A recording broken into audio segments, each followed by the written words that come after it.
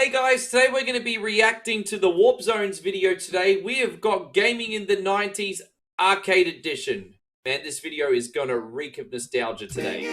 Absolutely reek of it. Edition. Yeah! Today's the day, Jerry. What? What do you mean? Today's the day I finally beat that doggone Simpsons game. Yeah, right. All right. Heard that one before. How you gonna pull that off? With this. Oh, take a look at that. 20 bucks. I know Australian money's worth a little bit less, but I mean, I totally get the nostalgia feels immediately. Walking into the arcade, the amusement parlor when you're like 9, 10-year-old kid. This was my era as well.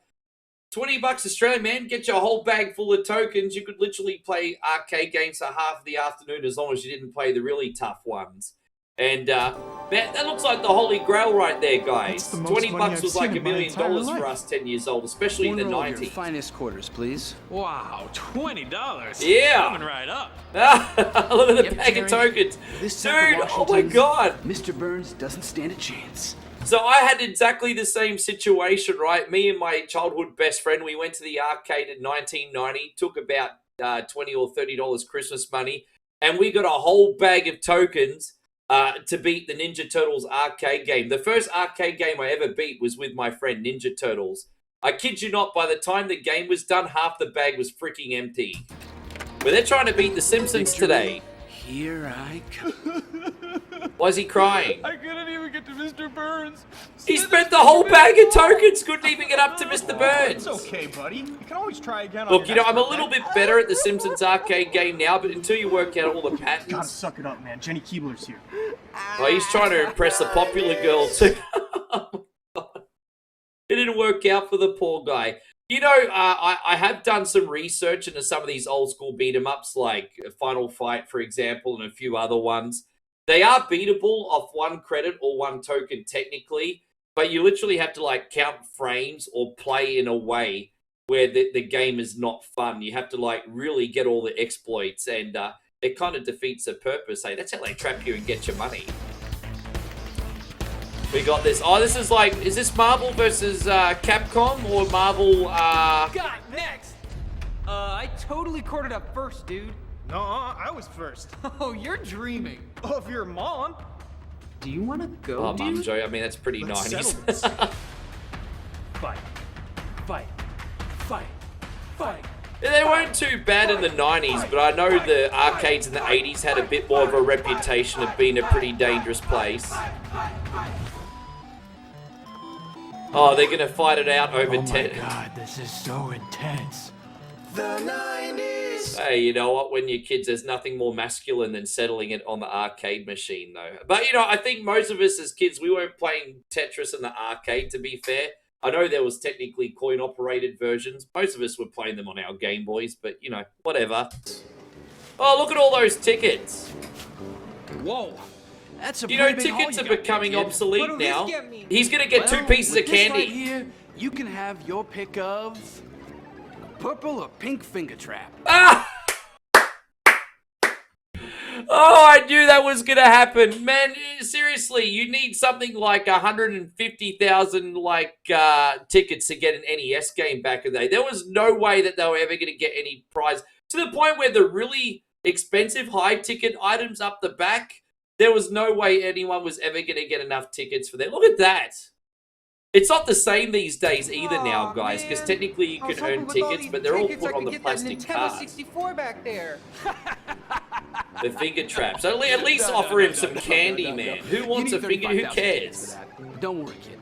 All you gotta do is keep throwing your parents' hard-earned quarters into these machines that have highly variable payouts based almost purely on elements of chance until you've accrued enough of the currency that is only redeemable in our facility to trade for the item you desire worth several magnitudes less than the cumulative amount of money you spent to get it.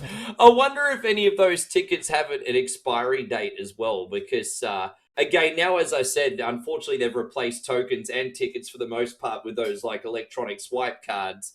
And I'm not going to lie, you know, when I take my girlfriend on a date or I go to the arcade and stop off or whatever, you know, over time you actually accumulate the digital currency, what used to be tickets, onto those cards. I wonder if they have like an expiry date, like frequent flyer miles or something. You know what I mean? I wonder if I can spend them 10 years later, or if they're going to be obsolete. I don't know. Let me know. If you play more games, you'll eventually be able to get the N64. Oh, that sounds great. And totally not like you're soliciting gambling to minors at all. The 90s! Oh no! Oh, here we go. Dance Dance Revolution.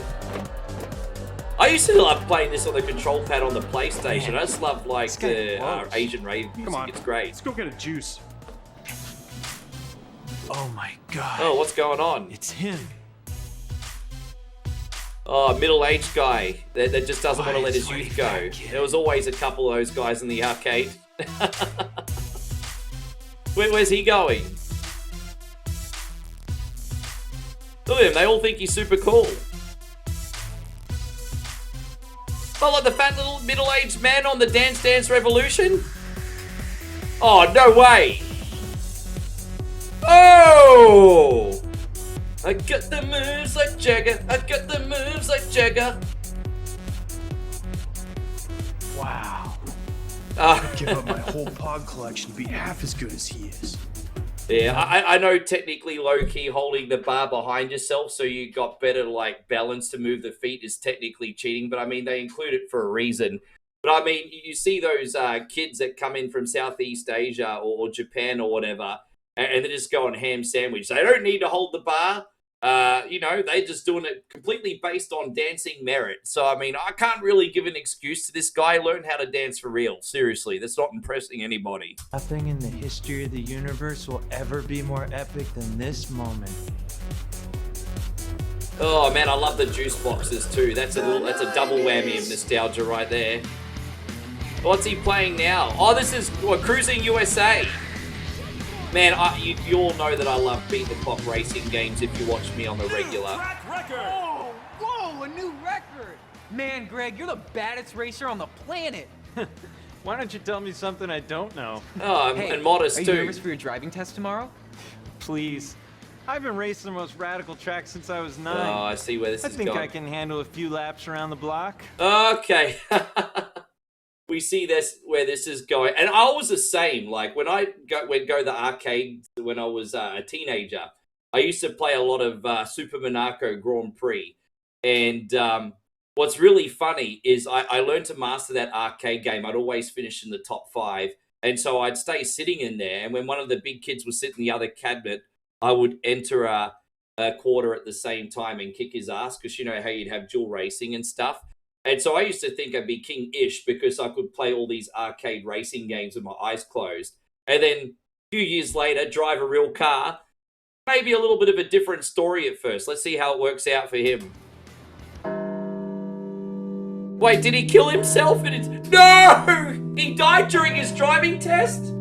He thought if he double-tapped the gas, he could do a backflip over an unfinished bridge. He could not. Oh, dude. Oh, now we got the turtles. As I said, I gave you my turtle story earlier. Mine too. Come on, man, let's get out of here. We got turtles at home anyways. I know, right? The graphics might not be as good, but at least we don't have to put a quarter in every time we want to play. Uh-huh. See, this is what I like about home consoles. When you buy the game, you own it. It's yours forever. None of this nickel and two diming business. Totally, dude. Plus, once you own the game, you have the whole game. You don't have to spend any extra to unlock a new character or play a secret level. It's all on the cartridge. No You watch what's going to happen, guys. I did the same thing, and I don't even know why, like with hindsight, why I did it. I could own a game at home like Turtles, for example, which was also at the arcade. And even though I owned it at home, I would still waste my money to play the arcade version. Don't ask me why. I don't know if it's something about the flashing lights and everything that hypnotized me into doing it, but I'm guessing that this is where this is going. No further quarters required. No doubt, bro. I mean, could you imagine how bodaciously evil it would be if video game companies withheld parts of a game for you to buy later? Like, could you imagine if you had to pay like $10 to get extra tracks in Mario Kart okay, so after they're you joking already about bought the game? DLC. Oh, Okay, man, I was that way sounds off. super whack. Okay. I'm sure glad game companies aren't trying to screw us over like that. So they're making a joke about how you get everything on the game at home. You'd have to pay extra the game companies would be crazy if they ever tried to do anything like that. 30 years later, I mean, we're all still stupid, though. We're all still paying for DLC, even though we complain about it, though. Let's be honest.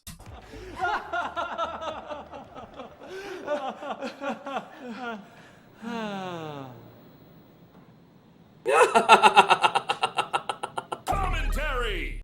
Well, guys, I want to thank you for watching the reaction video today. Please don't forget to check out the Warp Zone in the link down below. They make some awesome videos. And, yeah, guys, tell all your friends about it, and we'll see you on the next one. Take care, everyone.